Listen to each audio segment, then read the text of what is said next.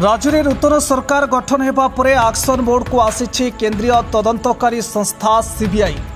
प्रथम दिन ही डाक सेवक नियुक्ति में जाल सर्टिफिकेट कारबार करिथिबा व्यक्ति एक लंबा लिस्ट प्रस्तुत करी राज्यर विभिन्न स्थान में रेड करने सह कलाहांडी में मध्य तनाघना आरंभ करिछि सीबीआई। कलाहांडी जिला को सीबीआई रो एंट्री पर कलाहांडी जिले में सक्रिय होई उठिथिबा खड़ी माफिया एवं जमी माफिया हार्टबीट बढ़ी जाइछि। और सबुठु बेसी अस्तव्यस्त हो पड़ती कलाहांडी जिला खनि अधिकारी मुरलीधर नायक एवं जिलार जड़े पूर्वतन मंत्री। कंटाबांची, जूनागढ़, कोकोसरा और धर्मगढ़ में एसटी एससी लोकंकर एकर एकर जमी को जोर जबरदस्त अख्तियार करा जायथिबा अभियोग हेउछि। जमी रेजिस्ट्री रे मध्य जालियाती करा जायथिबा सांघातिक अभियोग सामना को आसुछि।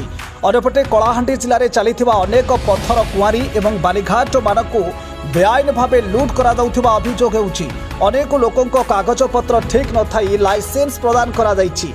से मध्यरु 2023 मसीह राधेश्याम अग्रवाल नामक व्यक्ति लांजीगोड़ स्थित पोखरी बंदर एक पत्थर कुआरी बिना टेंडर बिना लाइसेंस रे दीर्घ 6 मास धरी उक्त पत्थर कुआरी पाखापाखि 2 लाख क्यूबिक मीटर पत्थर लुटी करी विशाखापट्टनम चलीगले। बारंबार अभियोग एवं खबर प्रसारण पर मध्य राधेश्याम अग्रवाल टंकाटेकर रिकवरी हो पारिला नहीं।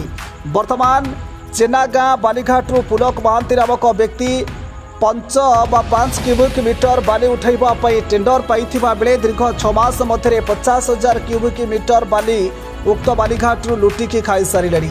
चेनागाँ व्यतीत नल्लार ब्राह्मणी घाट ब्रिज तलु मध्य बालीर चोराचालान चली।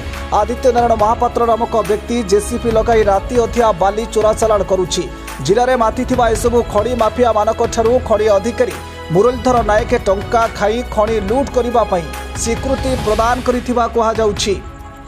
एणु केंद्रीय तदंतकारी संस्था सीबीआई एवं ईडी द्वारा ए अधिकारी को संपत्ति जांच करा सह एसबुर उच्चस्तरीय जांच निहांती आवश्यकता रही बोली समग्र कलाहांडी जिलार जनसाधारण राज्य में गठन होइथिबा नूतन सरकार मोहन माझी निकट में दाबी जणाइछन्ति।